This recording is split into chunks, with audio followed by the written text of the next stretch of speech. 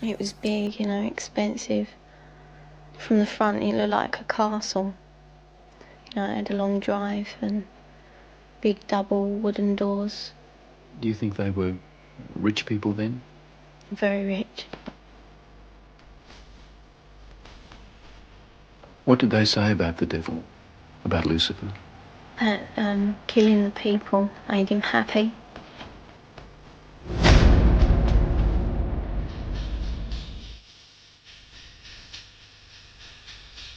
And then I was fucking other men. So many. I don't know how many I was.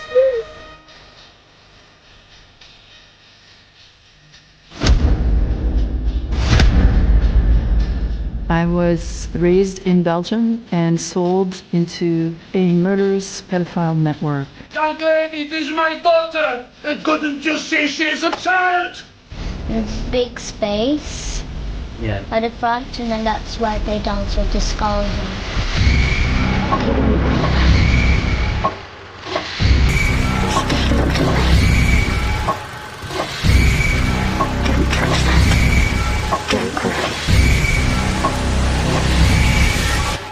I've seen video content of a child that's the same age as mine being raped by an American man that was a sex tourist in Cambodia.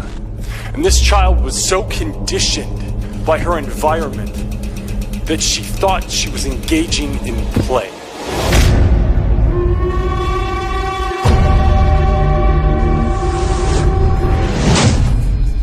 The introduction you just saw is indicative of how many people tend to discuss this topic. We toss to the wall seemingly unrelated stories in hopes that something will stick, so as to converge on scientific consilience, which is the principle that evidence from unrelated sources can converge to strong conclusions, with this conclusion being that certain people in positions of power sexually abuse children through ritual abuse. But how substantive is that claim, and what evidence do we have in hand? Well, let's start with the bad evidence. The circumstantial evidence for Pizzagate is bad. The claim that John Podesta was involved in a child sex ring in the basement of Comet Ping Pong does not hold up to scrutiny, although some of Podesta's coded emails are indeed strange, and his obsession with discussing kids in those emails is bizarre and creepy. And I would say that an investigation ought to be conducted as to the meaning behind those emails. It still does not mean he's done anything sinister. Pizzagators will point to the eccentric artist Maria Abramovic and her email exchange with Podesta about spirit cooking, but this was in reference to Abramovic's decade-long art project, which is very well known. Some will post pictures of her art projects as circumstantial proof she's up to no good. And although her work is weird and gross, the link between that and an underground sex ring is a reach. Abramovic appears to be nothing more than an eccentric artist. Her work uses blood, semen, and pseudo-nods to Satanism for aesthetic purposes. So in my view, we can toss her out entirely. The only circumstantial evidence that's not a good look for Podesta is his longtime friendship with former speaker and convicted pedophile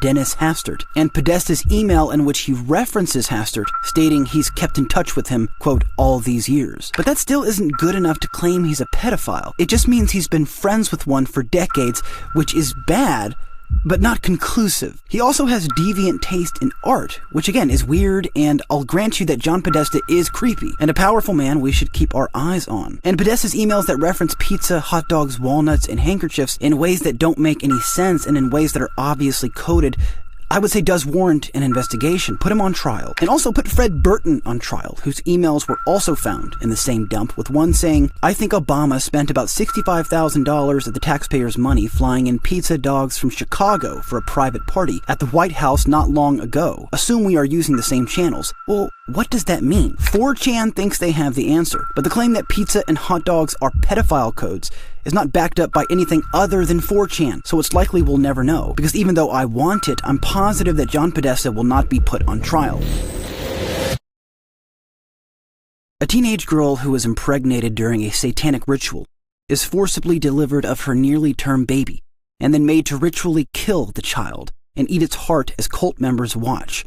Another girl, a small child, is sewn inside the cavity of a disemboweled animal and rebirthed by her cultic captors in a grotesque ceremony. A preschool class is systematically abused, sexually, emotionally, and physically, by members of a nationwide invisible network of satanic pedophiles and pornographers.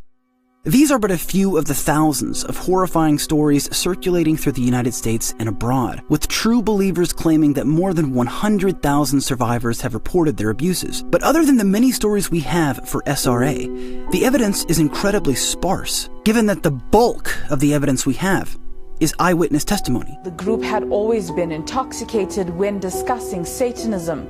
He also admitted to drawing a star on a nearby rock, tying up the logo, pouring petrol over her body, and setting her alight. After 2 days of testifying, she requested to show the court her burnt back. Care, wanted sex, nasty, I don't even know if you can call it sex, and take it any way he can get it, pay for it, he'd like to, but if he had to take it by force, he would. The FBI's attitude was, just no, that these kind of things don't happen. From the first interview when I went, and realized they don't believe a fucking thing I'm saying, they were just appalled, but I realized what that look in their eye was back then. It was fear. It was fear of, I had witnessed, firsthand things that would, destroy this city, people, a position, what I mean?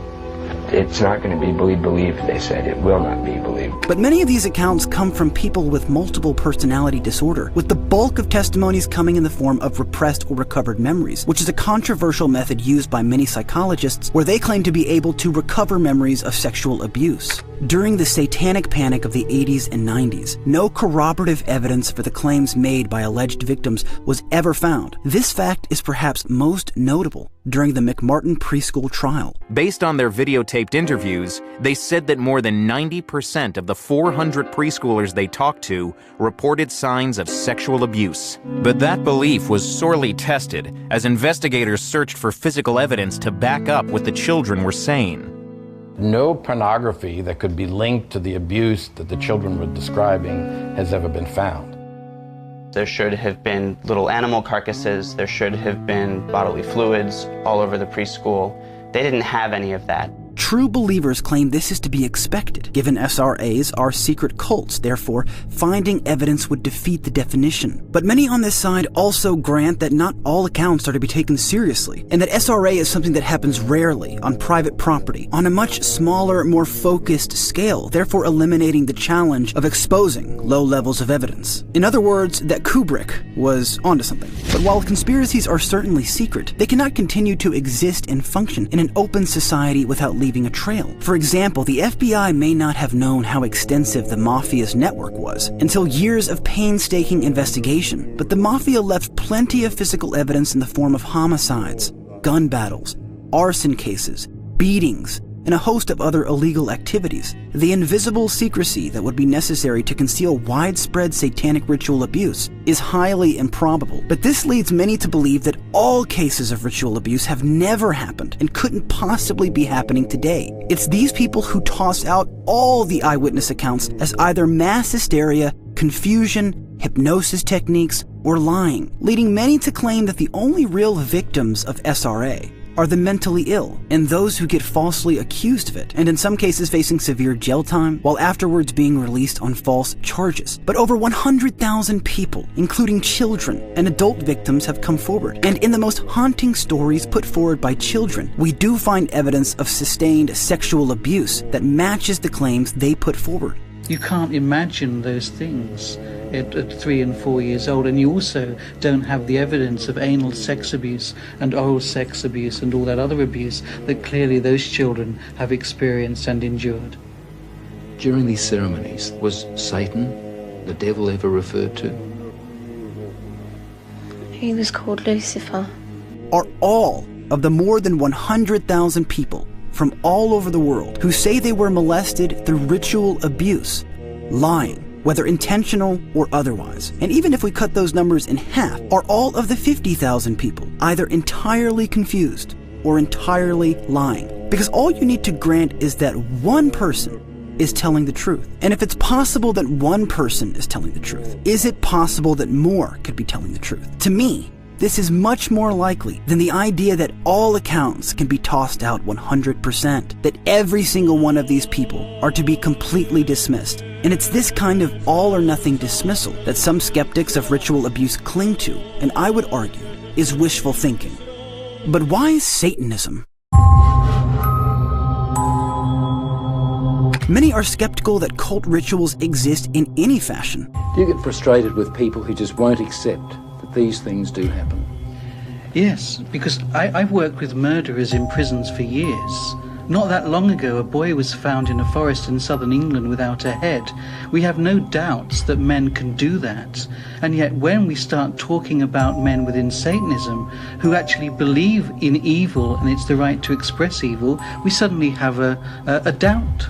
But certain kinds of Satanism, though technically not worshipping Satan, as most are atheists, allow you to fetishize your desires, no matter what your desire might be, because it does not matter what pleasures you. Satanism is an ideology that removes societal guilt in place of a hedonistic moral relativity. Pedophiles can seek refuge in Satanism given that judgment does not come from the outside in. If you like to have sex with little kids, Satanism is your doorway for vindication. I'm not talking about the Church of Satan, which is backed off of animal sacrifice and other abhorrent behaviors. But the Church doesn't speak for all Satanists. The ideology is far too individualistic and relativistic to form an actual religion, which is why so many Satanists are involved in smaller, more organized cults. It's these Satanists who position themselves ideologically in opposition to society, while at the same time conforming to society's perspective of evil. By removing feelings of wrongdoing through ritual, pedophiles and murderers who know what they're doing is wrong are granted conscious reprieve through Satanism. And this phenomenon that's seen resurgence in recent years may not be reoccurring solely because of social delusion, but because satanic ritual abuse on children has actually happened before. You know, fruit, squash, huge squash, that big around, stuck into your ass, and they made us stand there naked and touch each other like you'd light cigarettes, and as soon as they get burning, you just drop them down between your arms and, let it burn. Me handcuffed with my hands behind my head, and my feet tied. Sometimes there'd be a guy straddling over my face. They killed a man at a ceremony. Yeah. In front of you? Yeah, in front of all of us. A very big tub, and they used to put the bodies and bones in there. When they cleared it out, there used to be a sludge at the bottom. 21 cases like hers, he says, in the past 2 years alone. Themes like they were put in boxes with spiders and worms, where they were trapped in fear.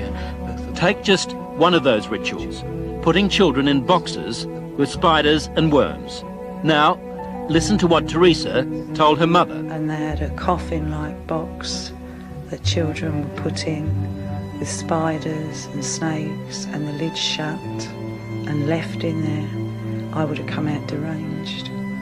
I could not have coped with that mentally at all. If you're finding this hard to believe, so did I at first. But then there are the medical reports, evidence of sustained sexual abuse. And there's this, a statement prepared for 60 Minutes by Teresa's psychiatrist. It says, in my opinion, Teresa's account is not the product of a psychotic illness, nor the figment of a fertile imagination. I believe her to be telling the truth.